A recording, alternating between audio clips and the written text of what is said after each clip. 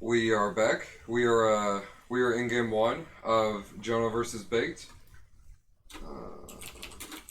Yeah, we just saw a really exciting set. We lock his spot in top four, and therefore his spot in the Invitational later this year. We see a set between Baked and Jono. Something that we actually saw, I believe, in round two or three. Right. Team of Rayquaza, Lunala, Mantike, Perugly, Ditto, and Regice. And Jono running a team of Kangaskhan, Crobat, Lunala, Xerneas, Incineroar, and Tapu Fini.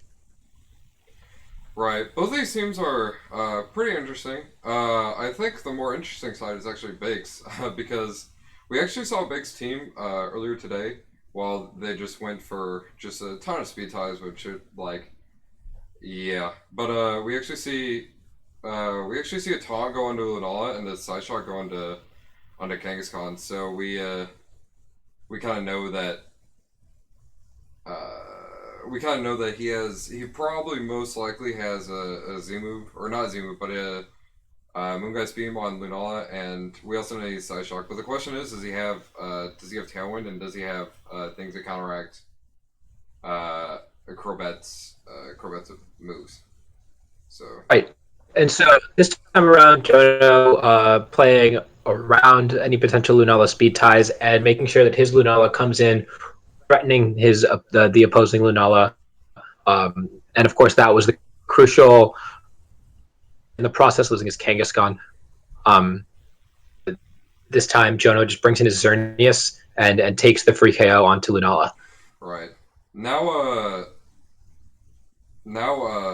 the what's it called? Now that Xerneas is just in a free position to just set up Geomancy and just kind of sweep through this game, he might actually bring out Regice like he did in the earlier rounds, where Regice gets just kind of is kind of what's it called? He went for moves and it did stuff, and like Icy Wind, for example, it went for, I know one time it went for an Icy Wind, which was super crucial for one of those games whenever he didn't lose the Lunar Speed Type turn one, but he actually brings out a Rayquaza right now. So the question is like, what does the Rayquaza go for in this situation? Does he try to kill Lunala, or does he try to get damage off his Xerneas? Because Xerneas is probably gonna is most likely gonna Geomancy, but the question is, does Bake call the fact that he's not gonna Geomancy, or does he call the fact that Right. yeah. And we see him switch out to Ditto, worried about the Moonblast. We don't know the Rayquaza set. Whoa, we actually Just see going Defiant straight coming out. That's cool. for a Moonblast, not worried about the Rayquaza at all, and Edmund just to Oko the Perugly after a little bit of chip from Icy Wind. Right. Now now Jonah's just in a super good position to win this game, just because he has a Lunala on the other side of the field, even though it's Ditto, but it's still at minus speed, and it has its thing shipped. Right. So he could just go for a Moongeist Beam and be totally fine. And the Xerneas didn't even realistically have to go for Geomancy. He just kind of, even though he did, he could just kind of sit there with his thing on the field and just Moonblast Right. it. So And we see how little damage that the Dragon Descent does to Xerneas. It very clearly is a bulky Xerneas. For Dragon Descent like a champ. right, which yeah, let's go on to game two now. With Jonah winning that game, uh, how how they could adjust to this? He can adjust to this if uh let's see. It's actually kind of tough to see how he can adjust to this. Um, Right, he's got an awkward matchup here. He brought Ditto in this game, whereas he didn't bring it in the previous set. Key because if Jono does choose to set up his Xerneas, then um, baked Xerneas, which is actually Ditto, could put a lot of pressure on Jono's team. right, as we see, he goes. I'm pretty sure it's the same lead as last time, right? I feel. Yeah. Right, and so this is what Baked led in all five games that we've seen of these two players going at it. Huh. Just like last time, he goes for the fake out and Psyshock into the Kangaskhan, while Jono sets up. But this time he actually goes for a tailwind into he goes for a tailwind and not opting to go for a taunt, which is still it's still pretty good for Jono. Jono could probably use double edge on Kangaskhan and into that probably Oko it. And he could also which he does go for the taunt, and he does go for the double edge, which it actually doesn't kill. I was kind of surprised. I thought that would kill, but now Jono's in a super good spot just because the Lunala can come in and just Z move into his Lunala, and since it's taunted, it can't protect. So right. And yeah. the Regice brings to this matchup, the only move we saw was Icy Wind. It would be useful if there was no Tailwind up. They switch into his Ditto, which transforms into a Lunala. It gets knocked out by the Z move from the opposing Lunala. Or Ditto in that case. Yeah.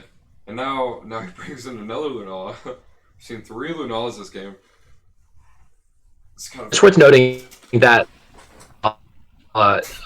does not always Oko opposing Lunala through Shadow Shield. I believe that if they run Modest, they will, but in this case, most are max speed timid. And if Big Test Protect, he actually can keep the speed control.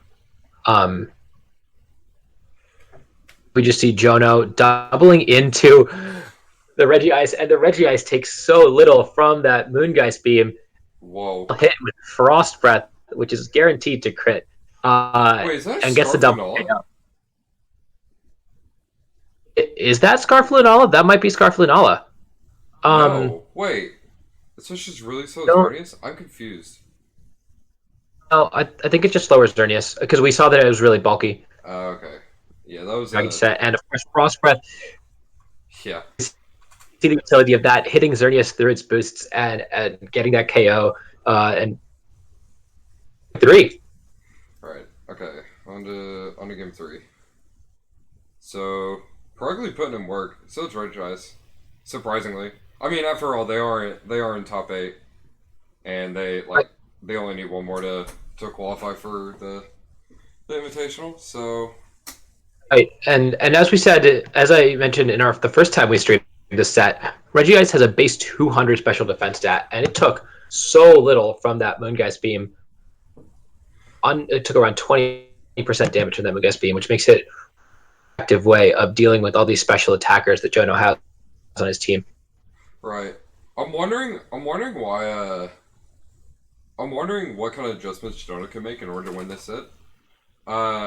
Because if he leads the same thing, right, then he could just, instead of bringing in Lunala that turn, he can bring in Zern instead of a Geomancy, which might be easier to say the least in the end game, so that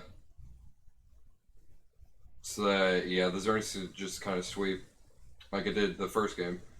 But looking at Big side, I'm wondering how he even stopped that.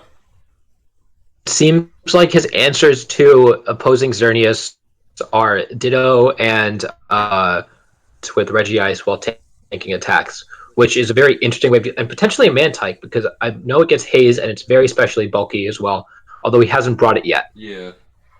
He's only brought these 4 mons throughout the entirety of it, except for Ditto.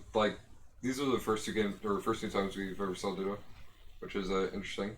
And he actually predicts a fake out onto Kangaskhan, and he switches in his Lunala way, sets up a Tailwind with Crobat. Now the Crobat's in a super good position right now, because what he can do is that he can try to go for a Z move on the Lunala, but turns out Super Fang missing as he predicts a switch out, which is sort of bad, but yeah. Yeah, Super Fang missing meant that instead of being at 10 or 15% health, this Regice is at 60% health and really not taking damage from many things. I'm curious to see how much Psyshock would do to it, but it, of course, has a knockoff, and while Lunala doesn't have an item, it is 4x weak to it and no longer has a Shadow Shield. And of course, we see Quick Attack. Oh, we see quick attack. Okay, we see quick attack Pro Ugly and wide guard on or not wide guard. We see what's that move? Icy Wind on Lunala, which most Lunala actually don't opt to run anymore. Maybe he doesn't have Tailwind on Lunala, as he hasn't even revealed it at all this set. I don't think. Maybe he has. Right? I don't know. I think that makes sense just because he has such a reliable tailwind with Crobat. Instead opting for the Icy Wind, yeah, missed his Icy Wind from Regice, which might make a big difference once Tailwind expires, because now all of a sudden his Lunala is not guaranteed to outspeed the opposing Lunala. Right, but now Jonah's kind of in a bad position because he can't reliably kill Regice and Proglet at the same time. Although, does his Lunala have Psyshock? Actually, Shock and Double Edge would KO both. right, but I don't. But do we know that Psyshock kills Proglet at this range?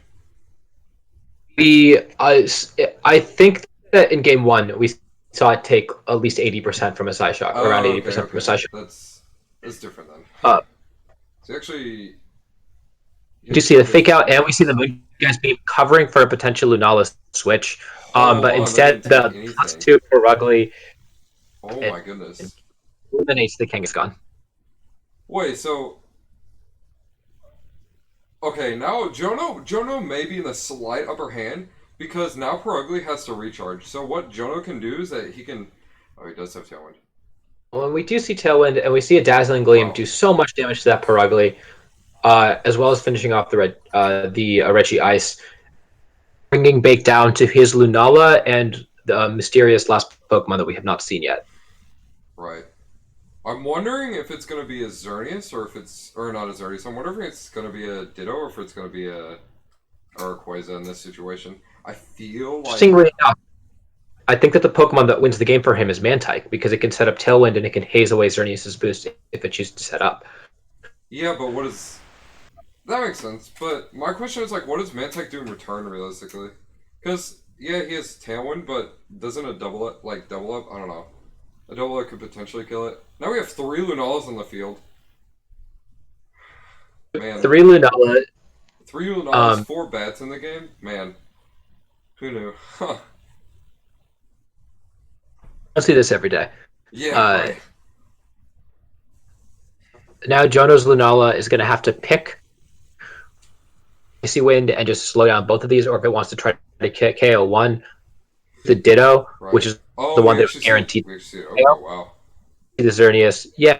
So because Ditto keeps its HP stat, it is guaranteed to kill Lunala through Shadow Shield while not being guaranteed to KO the other one.